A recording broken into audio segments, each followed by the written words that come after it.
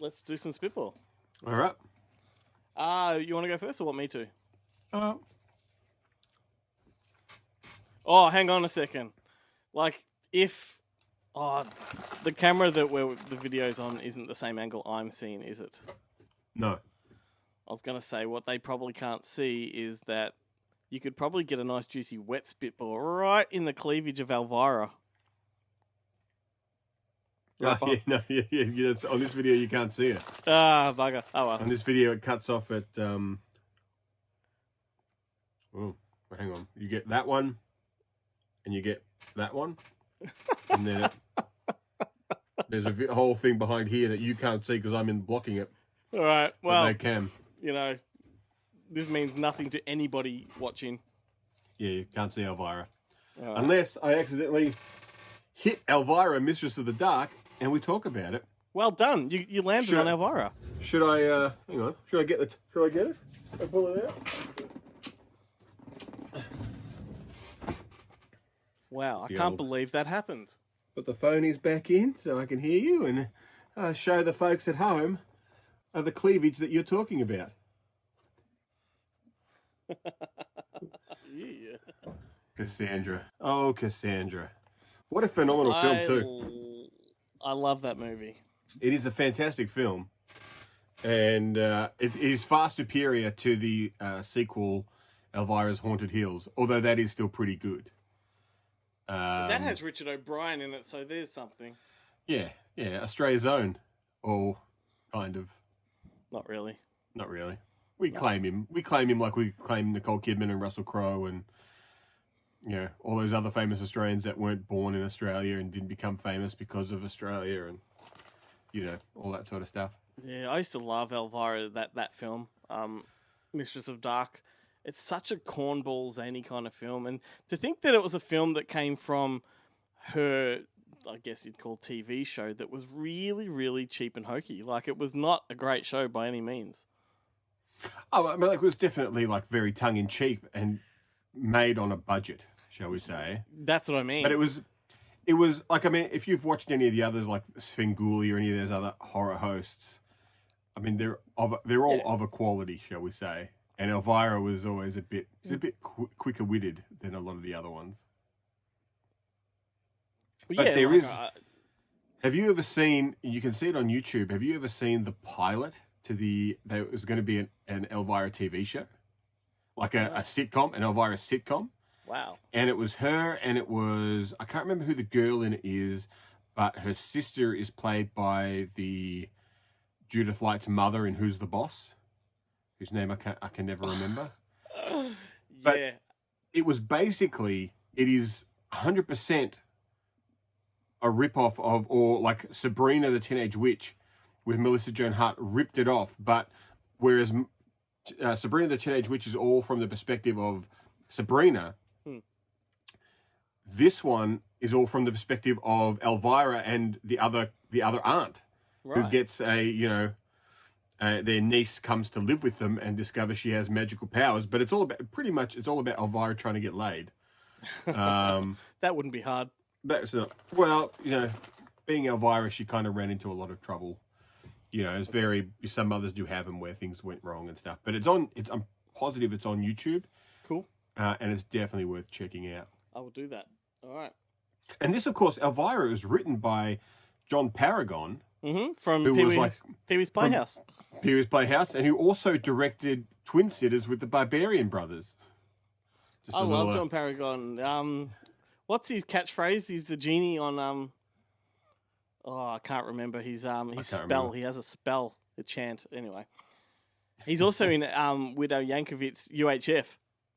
Yeah, and do you see he's got that music video, which I can't remember if it's him. I think it's him and Pee Wee Herman are the backup singers, and Elvira is singing the song about or is it him singing the song about getting fat, about eating food and eating lollies and getting fat? It's on YouTube as well. I mean, just figure it out yourself.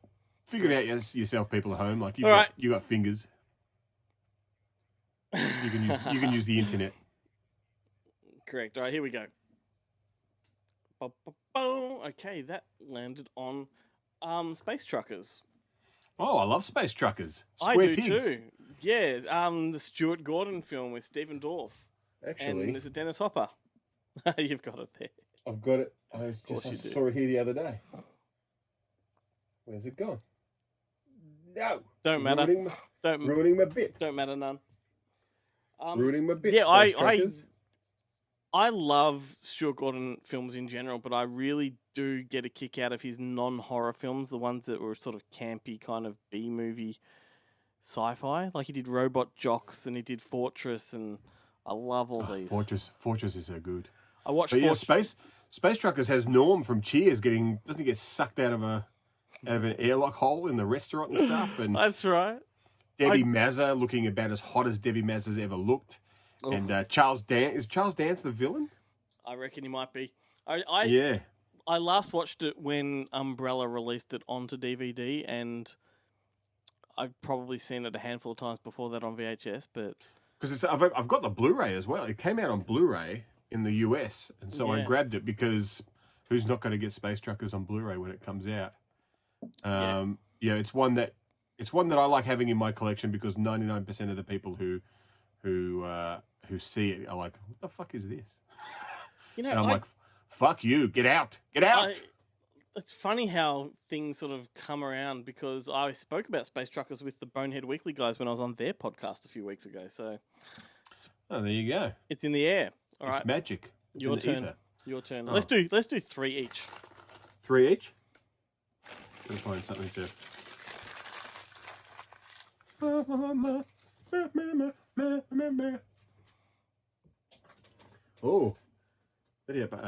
one of my favorites, Knocked Up. I love how everything it lands on is one of your favorites. Yeah, I wouldn't own it if it wasn't one of my favorites. What's the point of owning? What's the point of owning stuff that you don't like? I just had to say that because everybody gives me shit because I always say that's one of my favorites. Yeah, but you're literally throwing it in your own collection. Yeah. I don't know about. I own it, therefore it's one of my favorites. It's one of my favorites. I mean, I don't know about you, but I like to spend a lot of money on DVDs and Blu-rays of films that I dislike. Yeah, that's right. I'm never going to watch. Yep. It's like, no. Well, I wish I knew where that Space Truckers VHS. Oh, there it is. Space Truckers. There he is, Dennis Hopper. That's right. We didn't mention Dennis Hopper. I did. Charles Dance. Oh, did you? Yeah. Yeah. You only listen to your bits. Yeah, I listen to my bits.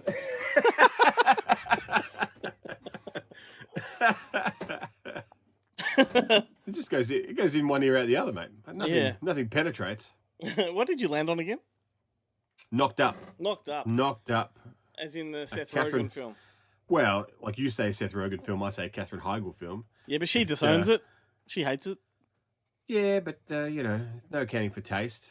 Just accounting for for knockers, really. Well, she got herself pretty much written out of Hollywood for 10 years because of that. Because of that, yeah.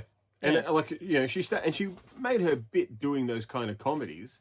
Yeah. And those kind of movies, up until 27 Dresses and all that kind of stuff. What's the one she did with Jard Depardieu, My Father the Hero? Oh yeah, when she was 14 or something, running around in a thong. which was a remake of the French one with Mon Père, My Hero, whatever that is in French, with a different girl who's also underage. And I've heard interviews with Katherine Heigl where she talks about it, and she was like, at the time, her mother was on set every day and stuff like that, and they just never occurred to them that there was anything wrong with a 14-year-old running around in a thong trying to seduce her own father, pretending to be her father's girlfriend, and they just were like, oh yeah, it's just I'm in a movie. This is great. Yeah, but Knocked Up is unacceptable. Yeah, that's right. Yeah, that's offensive stuff. All right, I'm gonna throw one. Different direction this time. Ooh. Okay, well, this landed on one that you probably don't know, or maybe do. The Hanging Garden. The Hanging Garden. This is a Canadian film from 1996, 97. I wasn't alive then.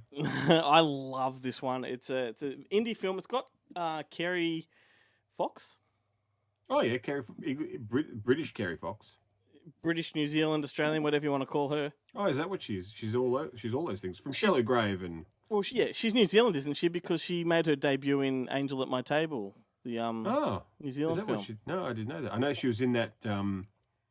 Tying things back to the podcast again, she was in that. It's that movie with Sophie Ward from Young Sherlock Holmes, who is one of the severed heads in Return to Oz, where she something like the talk of the town or the talk of the village or something like that, where she is a Sophie Ward and her husband moved to this small town, and Kerry Fox is this like young rebellious girl who kind of basically seduces Sophie Ward, and in real life, that's also Sophie Ward realized that she was actually a lesbian. Okay. And she divorced her husband. Like it was life echoing art, echoing life. Well, there you go. Well, The Hanging Garden. If you're a cinephile, this one might be more for you. Like it's a very pretentious kind of film. I resent that. I didn't feel good saying. But I've seen art house films. I've got a whole stack of Curzon movies. I was talking to the people. Oh, I thought because I hadn't seen it, you were like, well, if you're a cinephile, you may recognise this one. I'm like, oh, thank you very much. Well, let me tell you a bit about it. Actually wrote an article about it at Screen Realm. So if you look up Screen Realm Hanging Garden, you can read about it. The story is fantastic. It's about a guy that comes home to his childhood homestead for his sister's wedding, and he's been estranged from his family for about 15 years. When he left home, he was a really fat, obese kid. He was also gay, but wasn't accepted. And he comes back as a very skinny adult who is living a proud gay life. So he's got these. Got these demons that he's dealing with, but when he comes home, he keeps having visions of his teenage self committing suicide. So, like, no, I've seen this movie. It's a fat kid who comes back and he's skinny. And mate, you cinephile. Yeah, I must be a cinephile. I've totally seen this. Well, it's better being a cinephile than another file. Yeah, or a nail file. Yeah, I mean, we've already talked about My Father the Hero. We'll leave it there. So he has these visions, committing suicide. Yes, and it's just a film about him dealing with those demons from his teenage years and trying to get his father's acceptance and yeah, no, it's just it's a very wanky kind of film, but Canadian films in the late 90s are my bag, and this was just right up there. It's one of the great ones. Right. Okay. I remember seeing one at MIFF, a Canadian mid-90s film with Andrew McCarthy, where he's a teacher in this kind of like Nova Scotia town kind of thing, and there's this young pupil that's really smart. She's really good, and she kind of has a crush on him, but he doesn't reciprocate because she's a kid, and I can't remember what it's called. I'm just kind of going on about it, just trying to avoid my next spitball, because I know it's not going to land on anything arty or was it? No. It landed on Lucio Fulci's Murder Rock. Totally art house and very highbrow. Very highbrow. Yeah. Let's face it, no Spitball's ever going to hit anything prestigious in your collection, is it? I don't own a prestigious film. No. Not one. Like no. I should get rid of all mine. I was going to say, does what counts as the Star Wars count as I can see Night of the Demons 2. I can see Maniac Cop. I can see Terror at the Opera, Reform School Girls. But of course, oh, what a film. We take the piss. Of course, this shit is the best. This is what we live for, dude.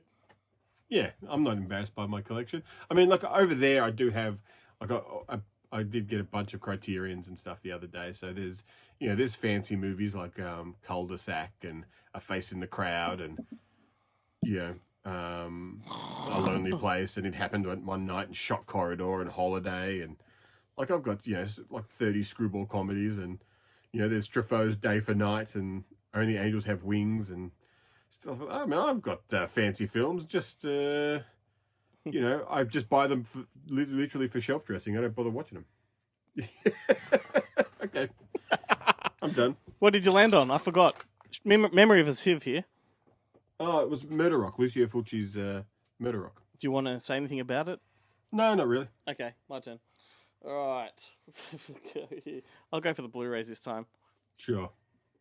That just bounced off and hit the floor, so I'll give another go.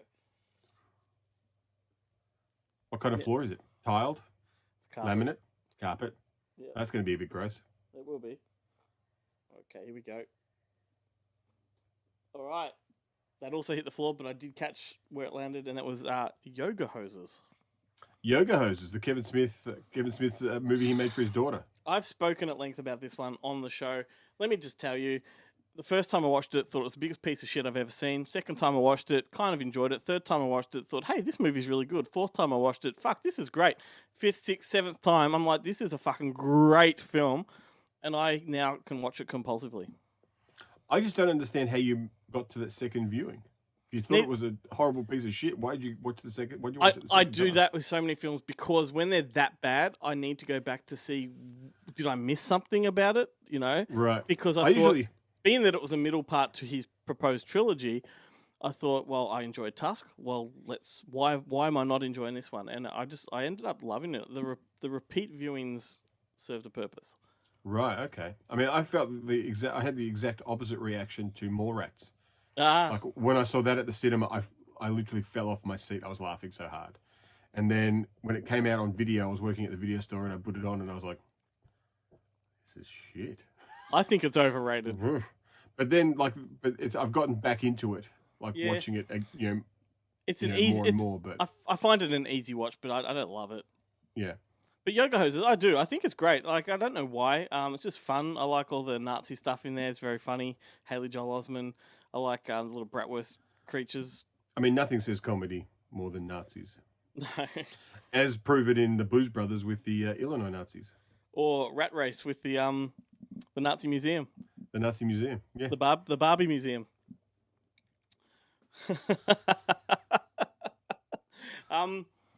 Yeah, I just read last week that Kevin Smith has proposed making Tusk 2. Tusk 2 Electric Boogaloo. Well, I mean, wasn't he going to finish that was a trilogy. He was going to do Moose Jaws next. Right. So why would you do Tusk 2? Just make Moose Jaws. Yeah, make Moose Jaws. Finish what you start. That's right. Make Moose Jaws.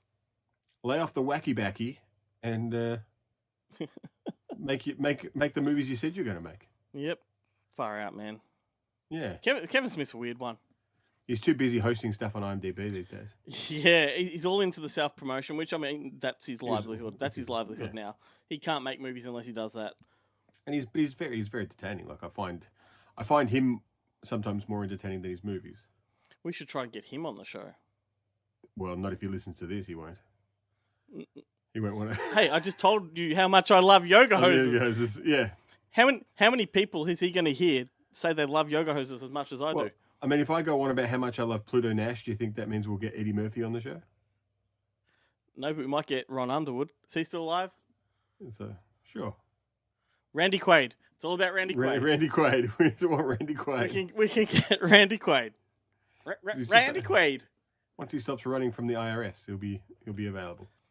That's over. That's done with. Read your history books. Yeah. Okay. Yeah, he's settled now. Okay. He does. If you seriously follow him on Instagram or I think Twitter, he's still got the big lush beard, right? Yeah. And now he assumes a character, and you never know if it's satirical or if it's legit. I think it's satirical, and he reads Trump tweets in a character. I just want to pretend that he's the character he plays in Ron Howard's The Paper in real life. I want him to be that guy. There is nothing I don't love about Randy Quaid. Yeah. And, like, I talk about it ad nauseum. People watching are like, yeah, okay, we get it. I mean, I already told you I spotted him in Paper Moon. I think it was last week or the week before. Yeah. He popped up, and Quick Change is one of my favourite films of all time. And that is a great film. You know, his bits in the vacation movies kind of make those movies for me. Yep. He's a great man. He's a great man. He's a great man. He's a great man. Yep, great man. We love you, Randy. Mm-hmm. Why won't you be on the show, Randy? Be on the show. Randy, would you just be on the show? We'll talk about Pluto Nash. We'll talk about Pluto. We'll talk about Pluto Nash.